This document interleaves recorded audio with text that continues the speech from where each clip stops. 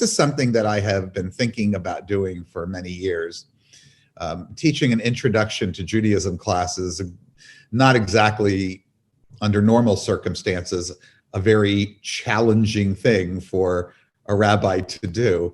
It doesn't take a whole lot for us to tell people the basics of the thing that we've been doing all of our lives. But that said, I'm a bit of a baby humanistic Jew in the sense that I only came into this 11 years ago. And that means that on my humanistic Jewish journey, a lot of the things that I learned over the course of decades, things that I grew up with, I've had to unlearn. And that's a process. And as part of the process, I've also been thinking here and there about how do you introduce Judaism to people who are new to it or just want a little bit of a refresher, when the truth is that I myself am not certain that I can define Judaism as one thing. Now, this afternoon in my commentary, and those of you who get the newsletter in your email, the rest of you, by the way, whether you subscribe or not, we can certainly add you to our non-member list, but it's always on our website. There's a big giant thing there that says newsletter, so you can check that out. And in that commentary, I wrote about the necessity of understanding that we're not discussing tonight Judaism, we're discussing Judaisms with an S. Because anybody who is basing themselves on a historical approach to this topic knows that it's not a singular community that we're talking about, certainly not a singular belief system. The history that those of us who came out of a Jewish background grew up with is largely fictitious. And we'll talk about that as the course progresses. And all of this simply means that what we're going to learn tonight and all the way on a mostly bi-weekly basis through the beginning of February is a lot of different approaches to Judaism, a lot of myth busting, and at the same time, and this was the challenging part, trying to still convey to those of you who do not know, and maybe remind those of you who do, what some of the basics of Judaisms are, because there are a lot of things that the various Judaisms have in common. Holidays, certain kinds of practices, calendar, even the narratives, whether we accept them as true or false. We have those kinds of things in common. So throughout this 8-session course, which will be approximately an hour for every session that we do, we're going to take a look at both what's real and what people have said and believe about things in the Jewish complex, if you will. And that means we'll all be struggling a little bit to come up with the vocabulary or change our vocabulary if we're old to this, and if we're new to this, absorbing a whole lot of new vocabulary.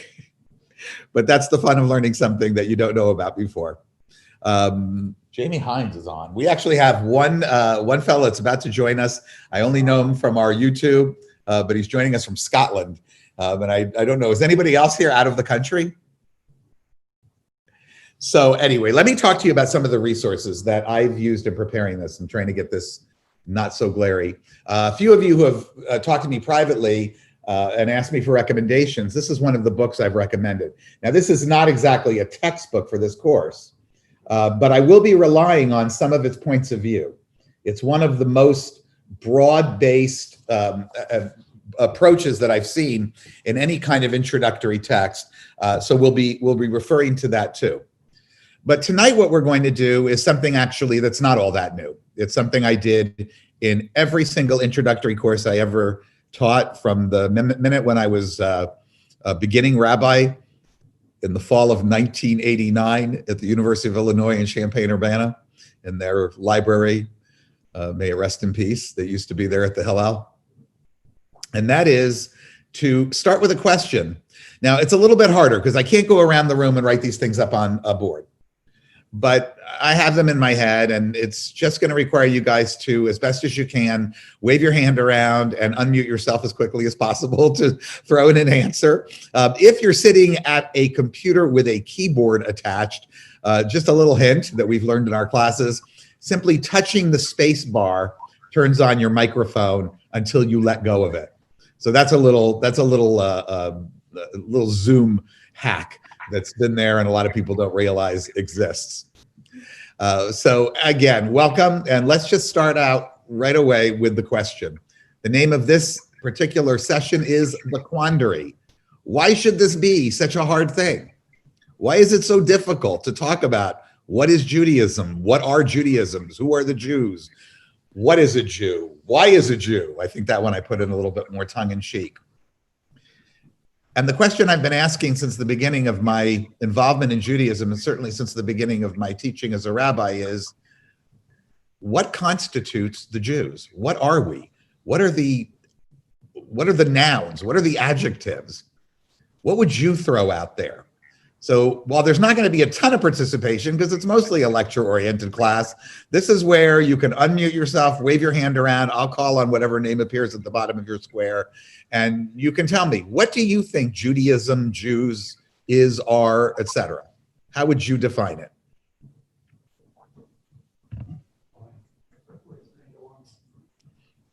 Doesn't have to be a right answer. Oh, go ahead. Makes it easier. Lorraine, go ahead. Oh, a group of people that found common interest and believed in one all-powerful God rather than many gods. Okay, so you're describing something that sounds to me like a religion? I guess it could be. Okay. All right, so some people define Judaism and Jews as part of a religion. Ren. The best one I've seen is really just Mordecai Kaplan's The Civilization of the Jews. Oh, you're getting ahead of me. We're actually going to spend some time on Rabbi Kaplan tonight. So thank you for that. That's a little spoiler. All right, a civilization. We're actually going to dig deeper into that in a few moments. Audrey, go ahead. Family, a family. A family, right out of my commentary today. So I gave you a little cheat with that one, but I agree in some ways too. Yeah, Diana. Were you raising your hand, or were you just got it in the way of the camera? You have to unmute though. Knows how to do it. Can you hear me now? Yeah, go ahead. Both self-identification and tradition. Okay, but specifically, I mean, those are good. These are good answers, but religion is a little bit different than self-identification because anybody can self-identify. So I want to push you a little bit more. What are some of the other kinds of things? Yes, I'm looking not at Barbara Spritzer Barrett, but I'm sure her husband or partner. Go ahead. You have to unmute.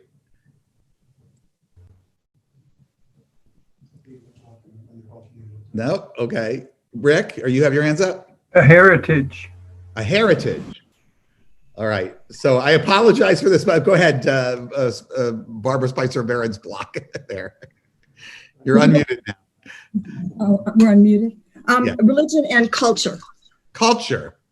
All right. Some other ones I'm going to give to you because this is an exercise that is particularly difficult to do on Zoom. I knew it would be. So I'm going to throw out answers that I've heard over the years.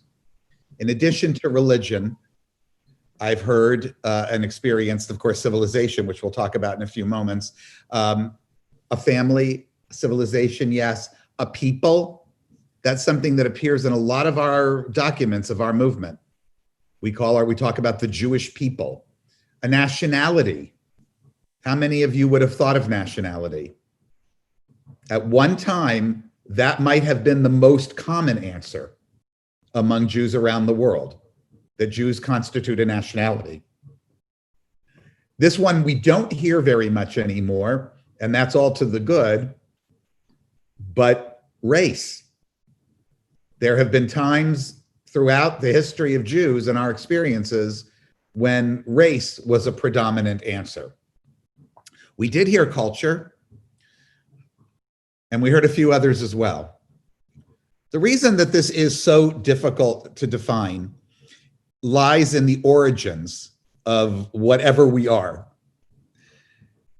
We know that the Hebrews, as a confederation of tribes that we sometimes call today Israelites, or that split into two kingdoms of Israelites and Judeans, but whatever you want to call them, they started in a land. And they started out of a tribal, perhaps ethnic confederation that came together in ways that we'll talk about in our next lesson. Because of that, they didn't really get together, as Lorraine imagined, although this is part of the narrative that we grow up with, and decide, oh, here's a great idea, let's stop believing in God.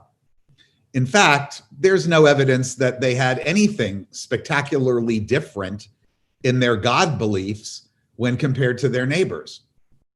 Thousands of years ago, and we usually point to the beginnings of the Hebrew, Israelite, Jewish thing, whatever it is, as beginning sometime around 3,000 to 3,200 years ago, not 5,000 as rabbis love to talk about.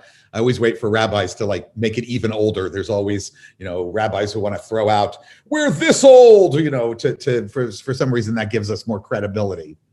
But we can more or less safely say that whatever the hell this thing is, it started about 3,200 years ago. And we don't really know too much about the first couple 300 years other than speculation. And those of you who take a lot of classes with me, you know how that speculation goes. It's based upon archaeological finds. We'll talk a little bit about that next week. It's based upon texts, biblical texts, which you have easy access to yourselves, but also extra biblical texts and extra biblical archaeological evidence as well. So because we didn't start out as anything but a cluster of groups coming together who may have at some point pledged allegiance to one God, but not one God above all, or I'm sorry, not one God with the exception of the existence of any, but just one God among others. Because one of the things we know about people who lived in that area in Canaan, the land of Israel, Palestine, 3,000 years ago, is that nobody there believed in only one God. They all believed in a whole lot of gods. And what may have brought our confederation of tribes together is that, and we'll explore this in more depth next week, but it may be that they elevated one of these gods above the others and claimed him as their national deity. And that may have gotten the ball rolling in terms of beliefs. But at no point is there any evidence they gave up on beliefs in other gods. There's also no evidence that this was any kind of easy or straightforward process. In fact, the Bible, which is supposed to be the ultimate monotheistic source, makes it pretty clear that they were fighting against the tendencies of what people naturally were gravitating toward, polytheism, throughout their early existence. So to the extent that the Jews gathered around a God, it's more like the Jews gathered together, and Jews is anachronistic, so forgive me for using it. The Hebrews or the Israelites gathered together for reasons that probably any groups of people would have gathered together: kinship relations, mutual defense, geographic closeness, etc. Shared experiences. We'll talk about what those might have been next week. They are not what we've been taught they were by our national myth of an exodus out of slavery. Something completely different happened. And at some point, like every other nation, they turned to a God. As it turns out, the God of the Israelites is essentially, in his character, personality, and everything else about him, and he is a man. I mean, we're not going to, because I'm not teaching this from a theistic point of view, I don't have to degenderize this deity that they made up 3,000 years ago. But this God was very commonly worshipped among Canaanites of that region.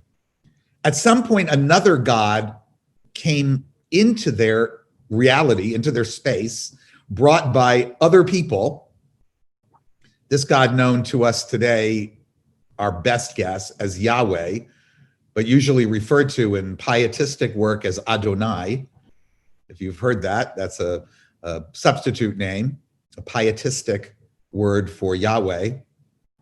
And this particular God seems to have merged with a god named El, or Elohim possibly, on the Canaanite pantheon. And anyway, in that way, they somehow became as much a religion as a nationality. But that was what every group of people in those days did.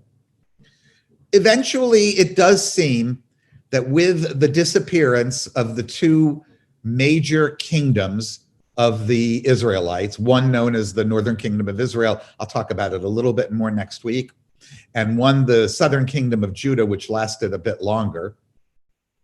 With the disappearance and the first exile of these people who were able to stay together in Babylon, at least their leaders, it does seem to have returned to Israel in the 5th century as much a religion as anything else.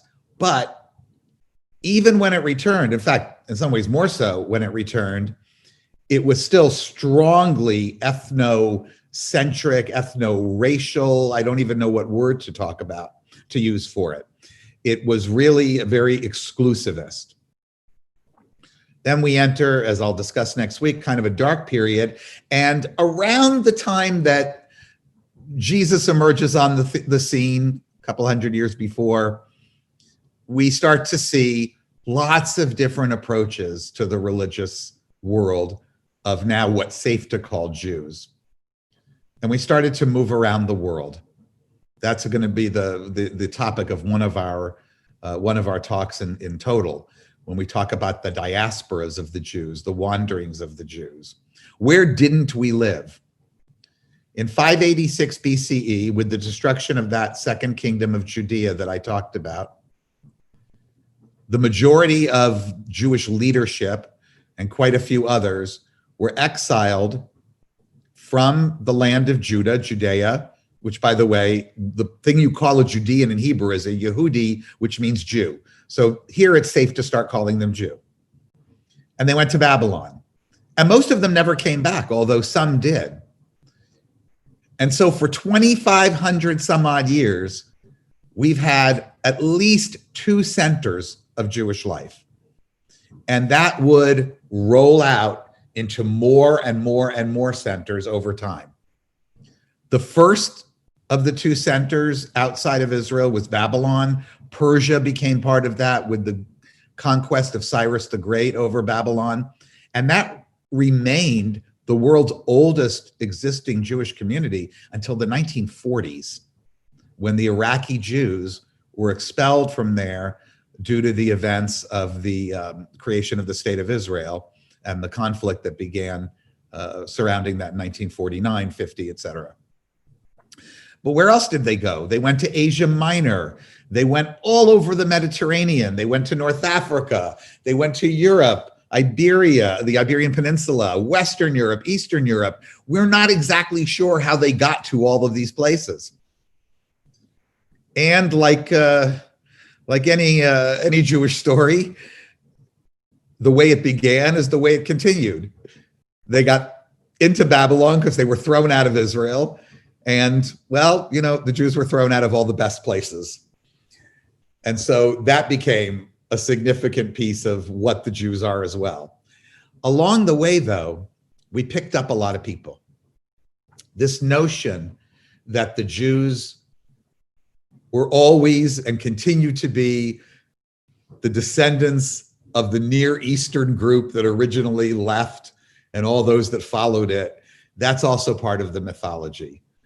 DNA has actually helped us to understand the admixtures of Jews that have been created everywhere. And we'll talk about that in diasporas. And actually, it's a theme that runs all throughout any class on an introduction to Judaism. The idea that many, many people joined up with us is a powerful one. But the fact that they joined up with us in so many disparate locations and under so many different circumstances meant that the face of what is a Jew, who is a Jew, what is Judaism, it was continuously changing. by the time we got to the medieval era, it was very clear, probably earlier too, the beginning of the Christian era, let's say the 5th century CE, most people would have classified the Jews as members of a religious group. And while there was not necessarily complete conformity across the board, there were many, many groups that spun out over time, some of whom you've heard of, some of whom you never heard of. It's really obvious that most Jews had a religious identity of some kind. I wouldn't say that at this point they had a national identity, because most peoples didn't have a national identity. What they had was sort of an anti-national identity, sort of a mirror national identity, in the sense that everywhere they went, they were outsiders. There was virtually, with a couple exceptions, no place that Jewish communities sprung up that they were not outsiders. When it was in the Christian world, it was very obvious who the insiders were. It was Christendom. And the Christians of Europe, the Christians of the Mediterranean region, the Christians of Antioch, Asia Minor, Turkey, whatever you want to call it, they held the Jews at arm's length. The Jews represented a very strong threat to them because their religion had grown out of Judaism. And their religion was, from the 4th century, well, even earlier on, proclaiming itself to be the new Jews, the real Jews, the saved Jews. As Luke put it, I hope I'm getting my New Testament right, not really my field, but the tree, the branch that was grafted onto the tree. And so the Jews had to negotiate their way through life in all of these places, and it wasn't always easy. In the Muslim world, where, frankly, Islam, a much more tolerant religion at the time, was ruling the day, Jews and Christians who lived in these places found much more comforting environments to live in, places where they could actually rise up and become powerful as long as they remembered their place. And so you might have heard of things like the golden age of Spain for the Jews. But this happened in many different places throughout the Ottoman Empire and the Iberian Peninsula, and didn't really end for the Jews of Europe until 1492, with the expulsion from Spain and subsequently Portugal's forced conversion of Jews in 1497, and the complete conquest of the Iberian Peninsula by Christians.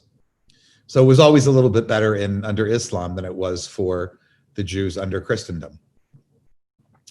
By the time we get to America, though, the period of and it really started for the Jews in the mid-17th century here, what was clear is that Jews were always going to be considered, at least in the Christian world, as a religion, and that was going to be true probably mostly in the Islamic world.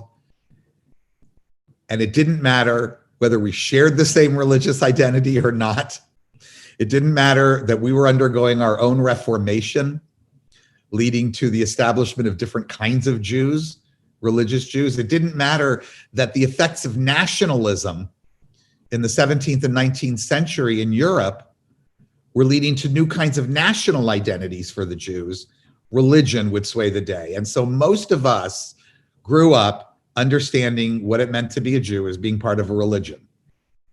And in fact, today, if you go up to most Jews and you identify each other as Jews, what's the first thing most Jews will do? They'll state whether they're religious or not, right? If you're a rabbi, that's really very common. Oh, yeah, I'm Jewish, but I'm not religious. I mean, being a humanistic rabbi, it's kind of cool because I can say that I'm also not that religious, at least in that sense. But that's how we've come to identify ourselves. And in fact, if you followed along in some of the Jewish identity work that's going on these days, where Jews are arguing amongst each other and with other people about whether we're white. Have you seen this? Whether Ashkenazic Jews are white. This is really big on social media. I notice younger people are shaking their heads because you probably are seeing this more. But those of us working in the Jewish community, we see it a lot. That the achievement of whiteness for Jews, I mean, there's no question that in the American racial spectrum, we're white. but the achievement of whiteness for Jews, which is to say the same process that took place for Irish people to a very, very great extent, was for us achieved by being elevated to the pantheon of the American religious mountaintop. And that pantheon was Protestant, Christian, and Jew. And in fact, there was a famous book written in the 1950s about that. Nowadays, we hear people talking about Judeo-Christian values. You're familiar with that, right? You hear it all the time. That was actually considered something cool for Jews in the 1940s and 50s. It meant that we were in. Jews pushed that. We really got into that. We recently had a lecture of the Society for Humanistic Judaism by a scholar on the history of the Judeo-Christian idea. And she noted that this is something we aspired to. Nowadays, it's been taken over by the evangelicals. So those of us who are not the right kind of Jews, we're not in that Judeo-Christian thing anymore. But I can tell you, I remember a time when that was considered really, really cool. Probably two of the most, I would say the most, or the least admired understandings of Judaism today, for obvious reasons, are the national or nationalist one and the racial identity. So let me start first with the racial identity. Jews were not understood, and it's not clear that anyone was understood as having distinct racial identities the way we think about them in the 20th, 21st century or before, in America anyway. Racial identity was not something that was what we can call it today. And while this isn't my field of expertise, I've studied enough history to know that people generally lived among their own kind, and so they didn't really make distinctions on that. There was no black community in medieval England. There was no Muslim community living in Northumbria. That wasn't how the world was shaped at that point. Nations did business with each other, and they recognized that they looked different and were different, and I'm sure they all looked down on each other in one way or another. But at some point, and we think it was around the Renaissance period, concepts of race began to emerge, and the Jews got caught in this pretty quickly. It's interesting always to me that this coincided with the beginnings of the slave trade as well, because this was really in the end of the 16th century that Jews began to become racialized. Now, what do I mean by that? Wherever Jews lived before, and this was prominently a European problem, but not only, wherever Jews lived before, there was a ticket out of the anti-Semitic programs that were everywhere, ubiquitous. There was no Jewish community that had real autonomy. Jews weren't even really subjects proper of the monarchs.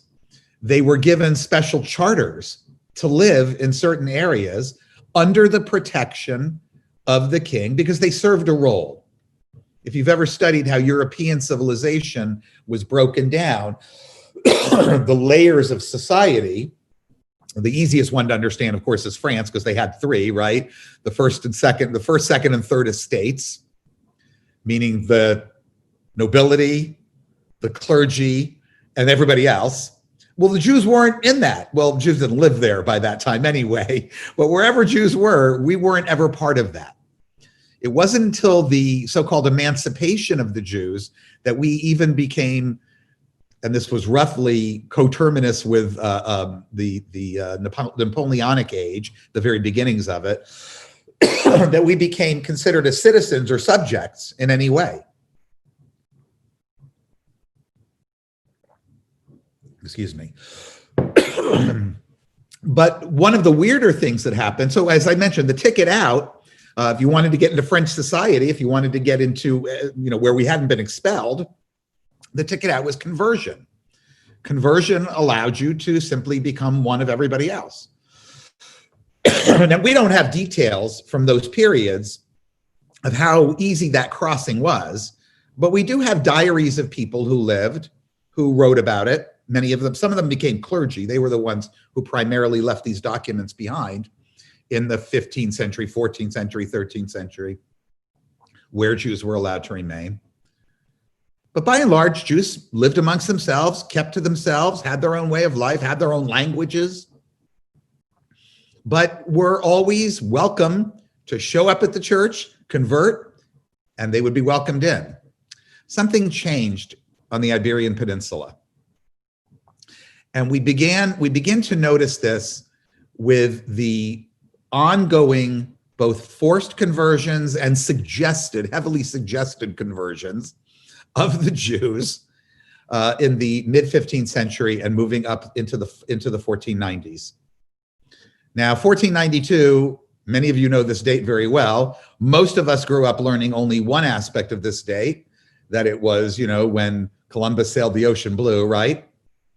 But in Jewish history, it's much more important because it is the date of the forced expulsion / conversion of the Jews from Spain. This began one of the most horrific periods of Jewish history, and it continued in one form or another across oceans and national lines for hundreds of years. It's the Inquisition that I'm talking about. Now, unlike Mel Brooks, who depicted this in The History of the World Part 1 as a bunch of, for whatever reason, Polish Hasidic Jews with their taluses and their payas and their black hats being tortured by Torquemada. I can still remember that terrible joke. They call him Torquemada because you can't torque him out of anything. I love Mel Brooks. 94 years old. But unlike that depiction, the Inquisition was not aimed at Jews who remained Jewish. There were no Jews who remained Jewish in Spain. There were only Jews left in Spain who converted to Christianity. The Inquisition was aimed at conversos nuevos. I think I'm saying that right from my 10th grade Spanish, the new converts. And it was based on a notion that there was a purity of blood for Christians that the Jews did not possess and would not possess until many generations of intermarriage had gone by. And so they were not to be trusted. And in fact, many of them were not to be trusted. There were significant numbers, and we'll never know how many because this was all a secret, but we have some best guesses.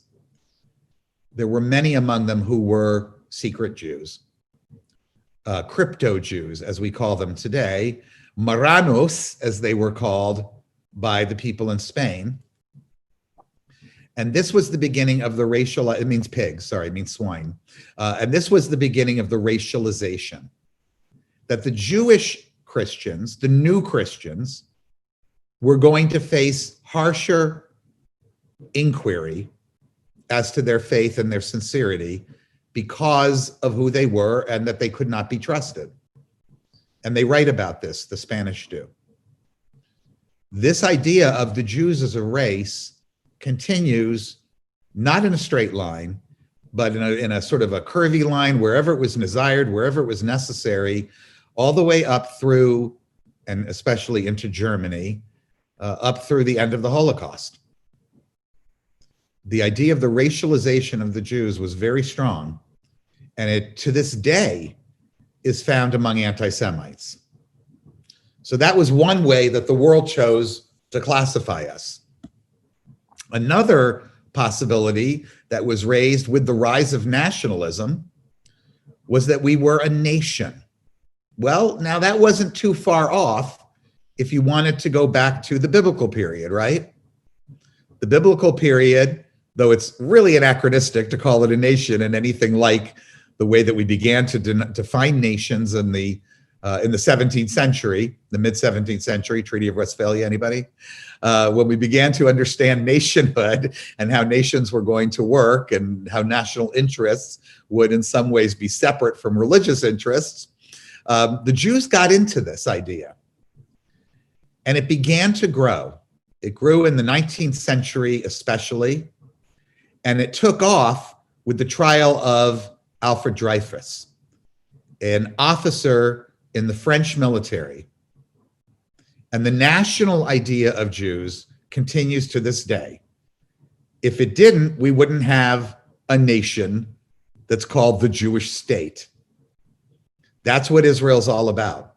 Zionism is the national movement of the Jews. Now, it wasn't the only one. There were others. There was a movement known as the Bund or the Bundists. This was an Eastern European idea that the Jews could retain a national identity and therefore some autonomy without a state. It's not even clear the early Zionists were aiming for a state, but they were looking at doing it inside a new Russia, the way that others inside Russia were seeking national autonomy and national recognition. Now, we like to think we're living in a globalist world, but we know that the world is still filled with nationalist clashes everywhere. I mean, the Basques are still fighting for freedom, right? That one's been going on. I like to study medieval European history. That's talk about a lost cause, but they're still in it, right? They're still in the fight. The Bundists wound up disappearing, but mostly because what appeared in Russia turned out to be not very friendly to national identities when the Russian Revolution led to the Bolshevik takeover. And I don't need to teach you guys about that. You've all taken world history. But nationalism continues to this day, and many Jews, particularly secular Israelis, but not only, view their Jewish identity as an issue of a national or a nationalist title or a nationalist identity. So while very few Jews, I would say probably none, grasp onto race because of the horrible consequences that the racialization of Jews resulted in, ultimately, in the line leading from Spain to mid-20th century Germany, the nationalist idea is still very, very strong. And it's caused problems. We're seeing them right now, where Jews continue to have to grapple with notions of dual identity. But it didn't start here. The emancipation of the Jews, as I mentioned, began in the, really it was the mid to late 18th century. And by the beginning of the 19th century, it was becoming much more widespread, particularly through some of the 8 gajillion little duchies and city-states and regions of what is now called Germany. But not only, because the French, who had virtually no Jews, by the way, they had grappled with it too.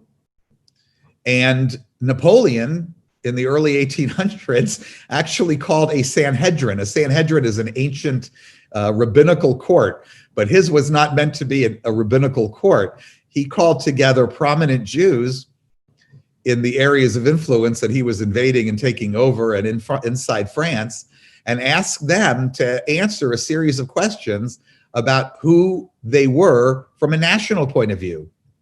Were they Frenchmen of a Jewish theological point of view? Were they Frenchmen of the Jewish religion? Or were they Jews who were nationalist Jews? And this was before Zionism had ever become a thing. Now, that doesn't mean, by the way, this is just a peripheral, that doesn't mean Jews ever lost their attachment to the land. I'll talk about that in a moment, too. There's always been attachment to the land. But national revival, nationalist identity, that was relatively new and rose with the nationalism that began in Europe. So when you begin to think about the varieties of ways that Jews have considered themselves Jews, or that others have considered us Jews, your head begins to spin. It's no wonder that no one can agree on who is a Jew or what it means to be a Jew. Even, and maybe especially, on the religious tier, we have enormous differences. But everywhere you look, there are differences. If Zionism, for example, is the national movement of the Jews, then it doesn't mean what a lot of its detractors say it means. I mean, you can be its detractor or not, but it doesn't mean what its detractors are saying, because the earliest Zionists were more likely to be socialists, some of them radically socialist, very red in the old sense of the colors, than they were to be anything like the Netanyahu Likud right-wing version of nationalism. And the same is true for religion. Religion is all over the place. We can't even begin to think of Judaism as one religion. Now, we make this mistake with Christianity too, but I think with Christianity, we're more familiar with it, so we're less likely to get confused. We do not think that Presbyterians are the same thing as Roman Catholics, are the same thing as Eastern Orthodox. But the world does kind of think that all the Jews are the same. They know there's some who look more religious than others, but they kind of think we're all the same.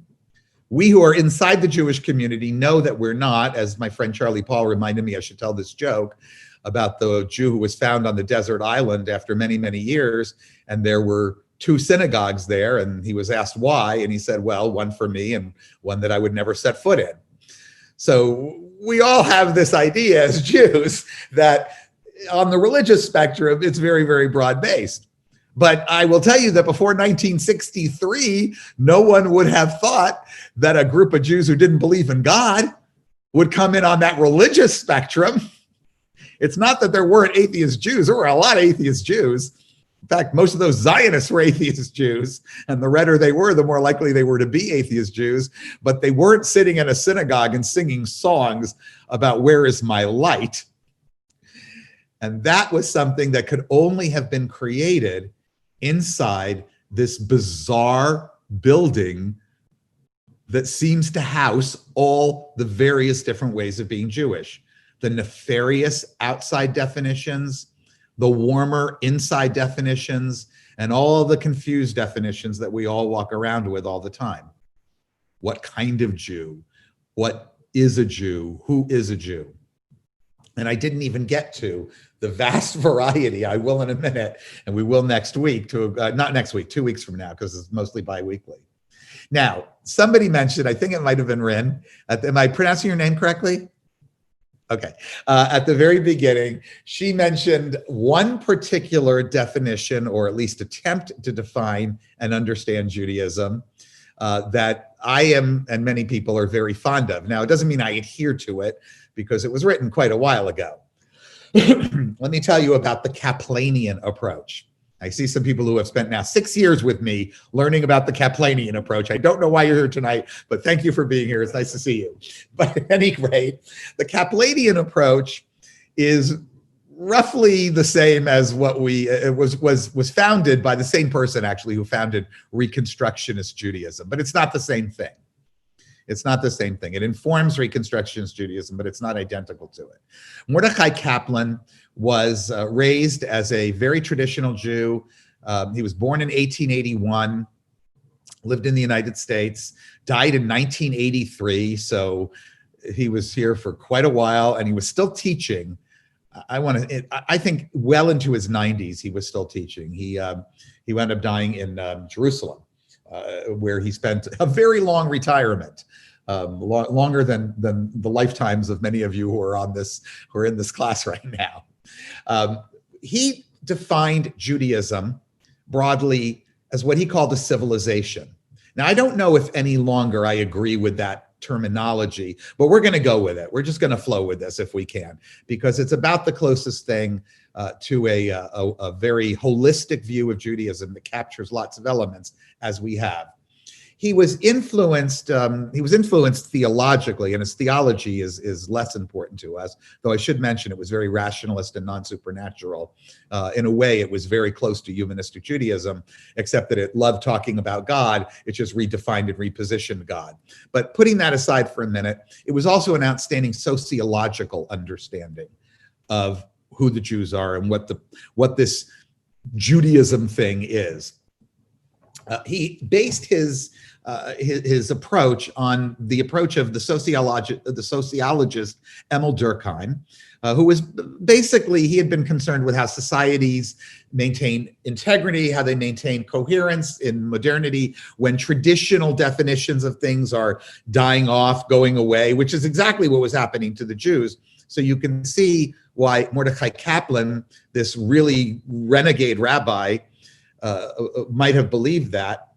And his critique of the Jews and everyone else who was talking about the Jews was focused on their ignorance of Judaism as a totality.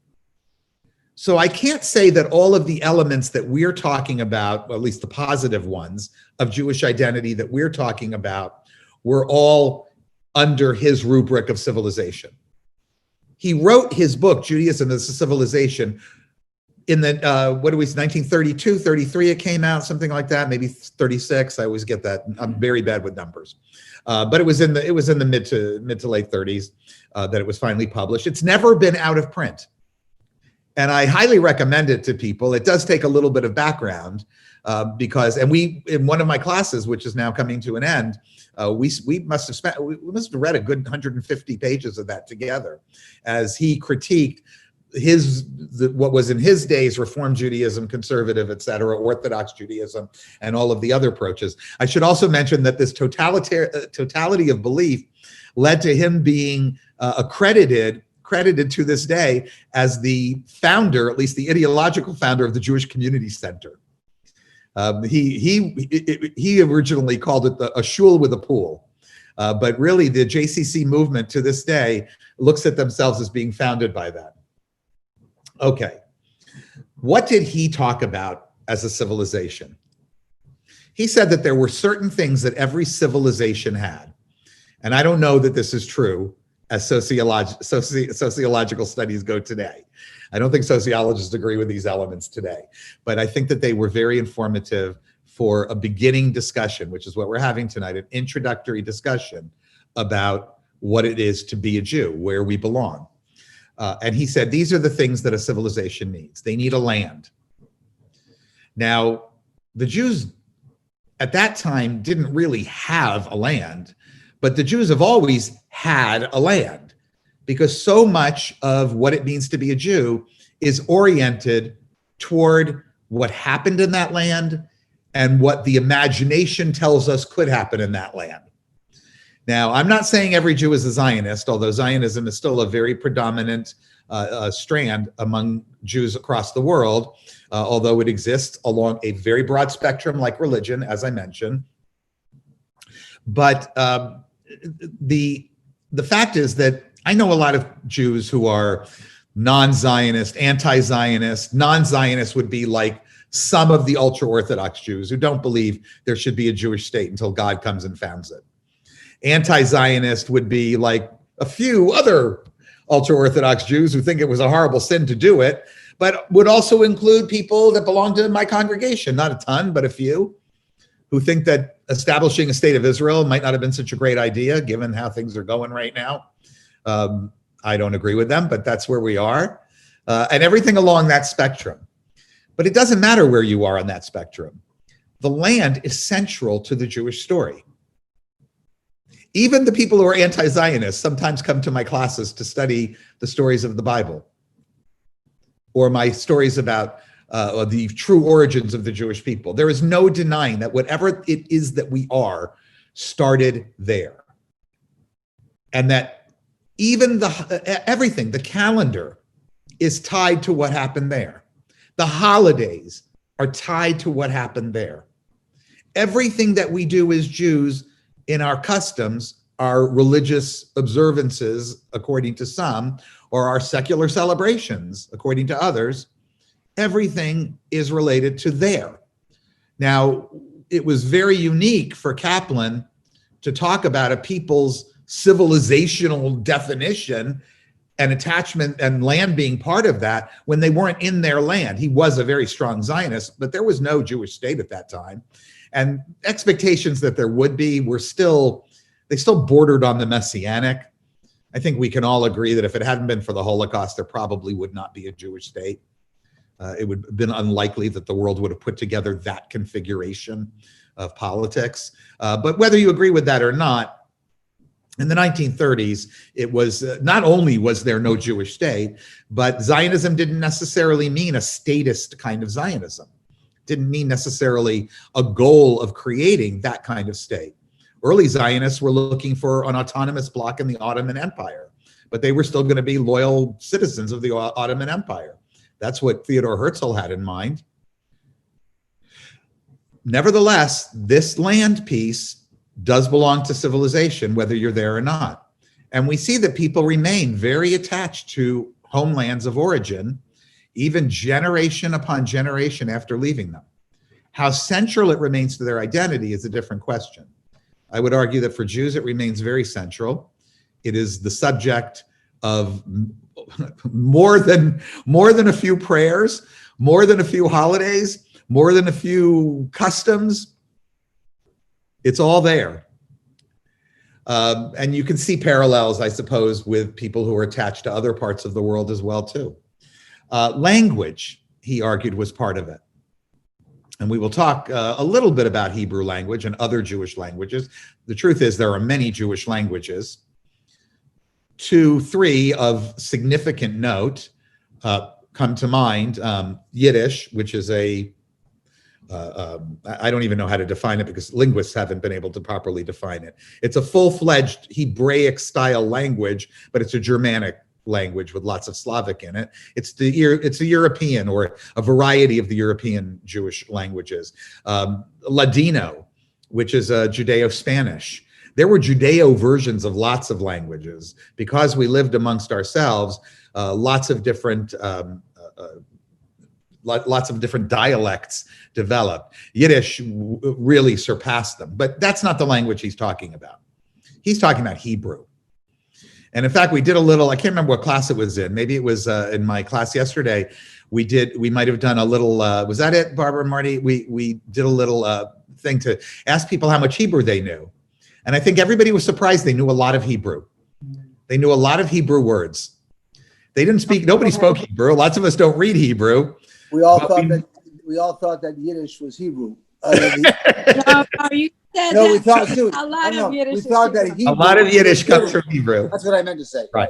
All the words that you guys probably know Right. are that you think are Yiddish. A lot of them are Hebrew, Or Hebrew. Right. That's what we learned. including words like chutzpah. Yeah. You know the word chutzpah. 98%.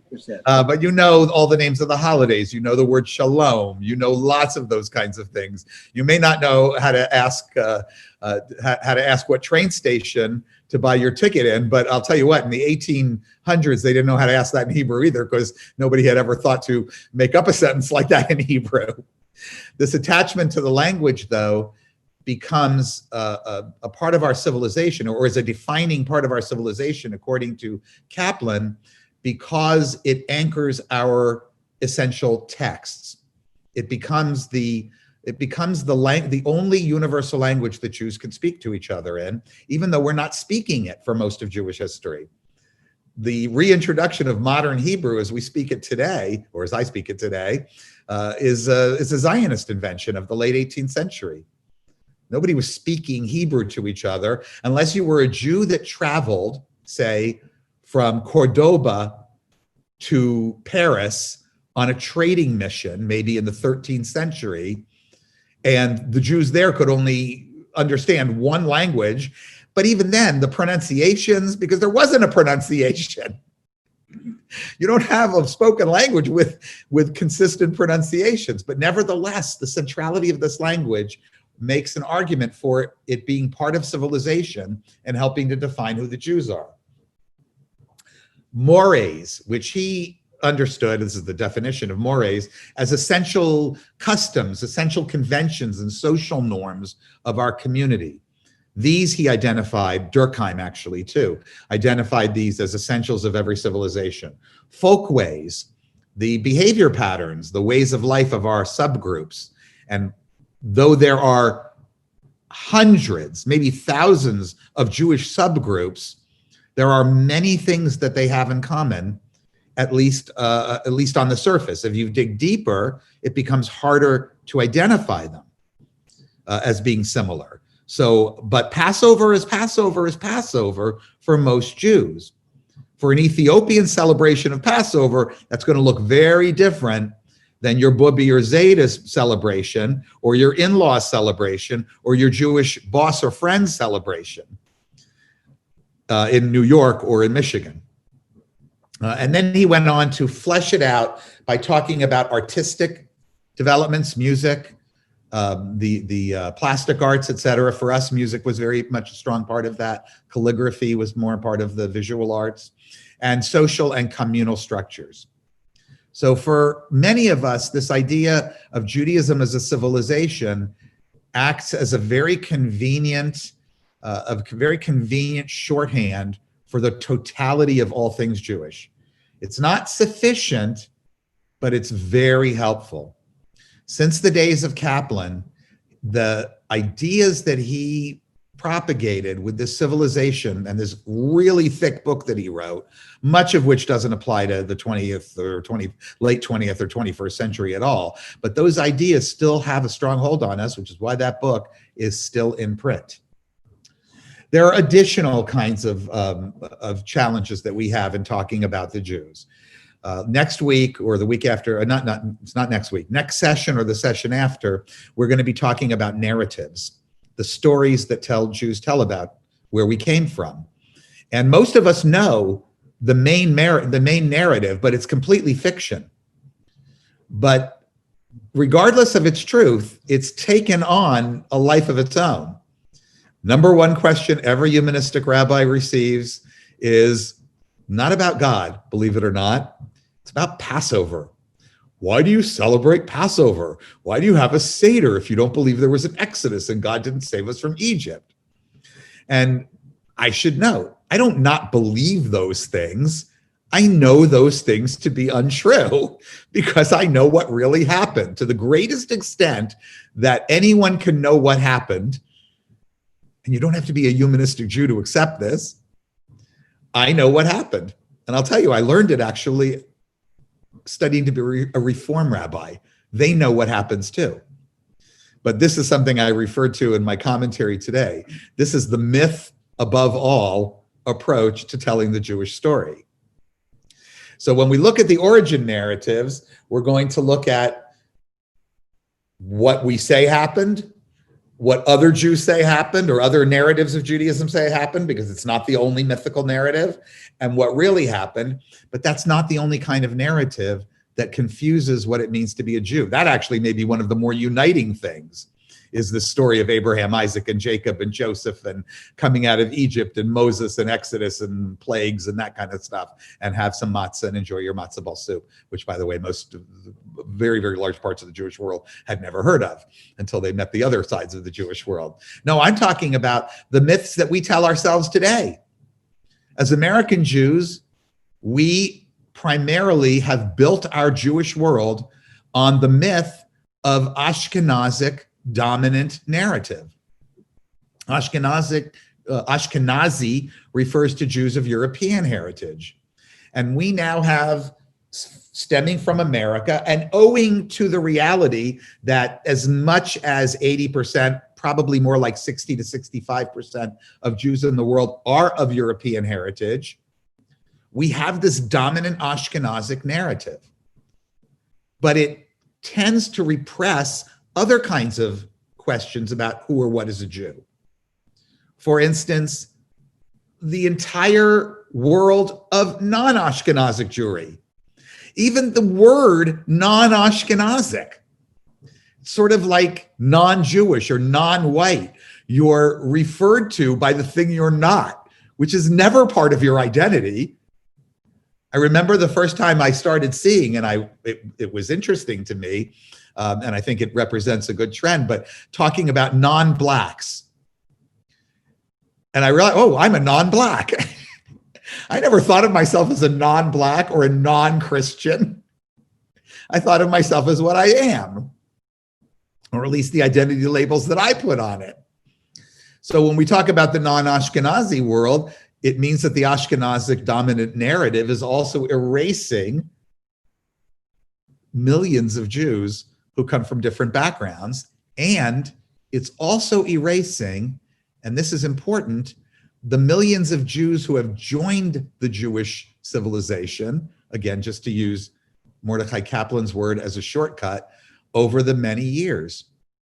Traditionally called converts, I like to call them, newfound family members. How's that? All family members come originally in from other families, don't they? That's just part of reality. And that's why in our movement, just to put the little plug in for humanistic Judaism, we actually think intermarriage is a great thing, because we like getting new people who join on the civilizational express with us, however they want to define their identity, Jewishly or not Jewishly or in any other way. That's why we're the one movement that doesn't do gatekeeping. But even those who do gatekeeping, and there was plenty of gatekeeping of the Jewish world for the last, let's say, at least 1,800 years to 2,000 years, those people present an enormous contribution to the Jewish enterprise.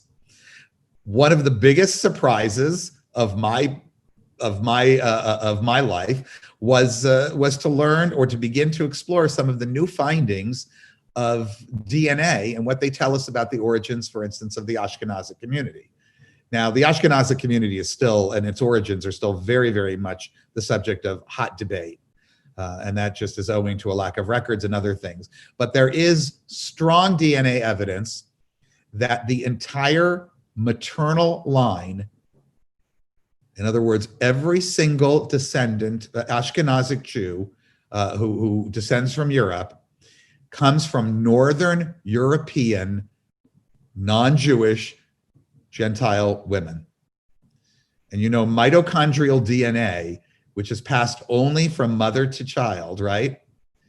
That's the DNA that revealed to us that we are just a bunch of Europeans on that side, going all the way back to the pre-Roman, you know, the barbarians, I don't know what you want to call them, the Gauls, the Franks, all those people. We come right out of that on our mama's side.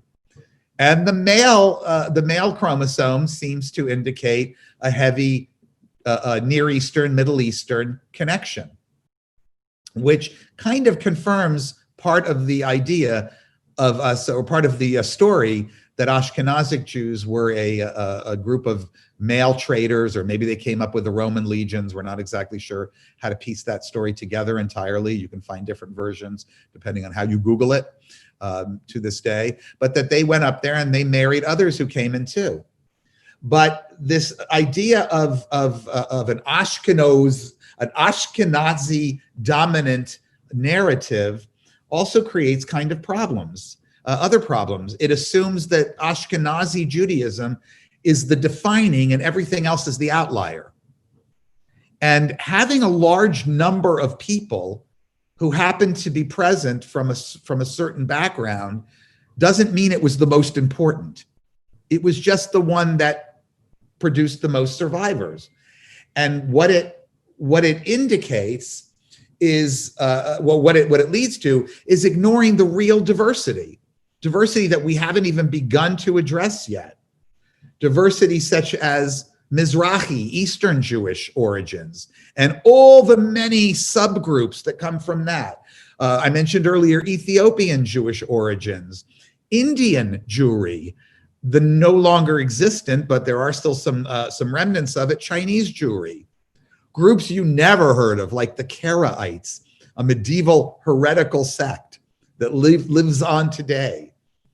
It ignores the emergence of new Jewish identities that have come about in America. In America, we have, for all of our Ashkenazi dominant narrative, we've erased what really happened here. When my grandmother, on my father's side, went to introduce my grandfather, who was also of 100% Jewish heritage, to her parents, they forbade her to marry him because she came from, in the 1840s, this was now, of course, the 1920s, 30s, whatever it was, she came from a Central European, Bohemian, Germanic, cultured Jewish background, and was already herself a third-generation American. And he came from an Eastern European, Galicianer, as they used to call that region, Hasidic background, and was a Zhlub. That's a purely Jewish, purely Hebrew, Yiddish word, and was a Zhlub. And no way were they going to allow this intermarriage to take place. You don't hear stories like this anymore.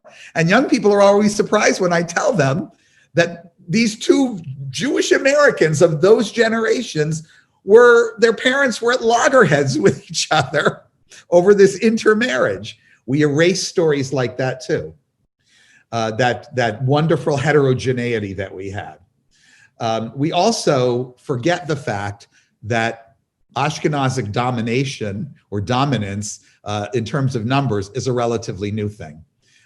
Looking back and doing the best we can to reconstruct Jewish population, it looks like that as recently as 500 years ago, Ashkenazim may have been as few as 33% of the entire Jewish world. And perhaps 1,000 years ago, as lightly populated as the Jewish community was in Europe, there may have been no more than 6, 7, 8% of world Jewry that lived there. And we see this in the tales of the Crusades. These Jewish villages, as horrible as that was, were tiny. These Jewish communities were really small. These rabbis whom we laud now as the leaders of that community were leading communities that weren't much larger than the Jewish community of, Houston. Or I was going to say Detroit because we've shrunk a bit, but Detroit's still a little bit larger. So I don't bring up the Ashkenazic dominant narrative to pick on the Ashkenazim. I bring it up to show what the problem is when we start to create dominant narratives of other kinds. It's not just our origin story. We start to build up one story, but it comes at the expense of other identities and the vast diversity of who the Jews are. So the title of this lesson was The Quandary: Who, What, and Why Are the Jews? And I fully expected to not answer that question because there is, as I hope I have pointed out, no single answer. We are many things as individuals. We are many things collectively. We cross over in many ways, although we have tons of commonalities. We don't share ideologies. We don't share values. If we shared values, this was something I cut out of my commentary that I wrote today. If we shared values, I would not have every single week up until the pandemic, somebody coming into my office from my congregation asking me, how can so-and-so or such and such support that, you fill in the blank, person in a position of authority? Well, plenty of Jews support that person in a position of authority and think it's the right Jewish thing to do. And I'm going to tell you something, they're not wrong. Not that they're not wrong supporting, I'm not allowed to say that, but you know where I stand. But what they're not wrong in is that Judaism does give its gushpank, as we say, its stamp of approval to those belief systems too. And so when somebody comes with me and argues that supporting such and such a thing is not only okay for a Jew, but it's what all Jews should be doing, well, I can't agree with that, but I can certainly see how they got there, because that's how widespread and diverse Jewish ideas are and Jewish identities are. Okay, so this was, we'll take a few minutes for questions if you have any, and then we'll move on next time, which will be 2 weeks from tonight, into our narratives, the real narratives of the origins of the Jews, and to try to understand who we are, who we were, and how we got where we got. And I think that's followed by a more extensive look at the diaspora communities. So we'll get a better understanding of some case studies in Jews. I'm sure we're going to look at Moroccan Jewry. I'm pretty certain we're going to look at Spanish and European Jewries of different types. Some will be contemporary and some will be ancient and some will be medieval. And we'll see a little bit of a continuation of what we're talking about here, but we just tonight built the foundation. So the rest of the civilization we'll build on top of it.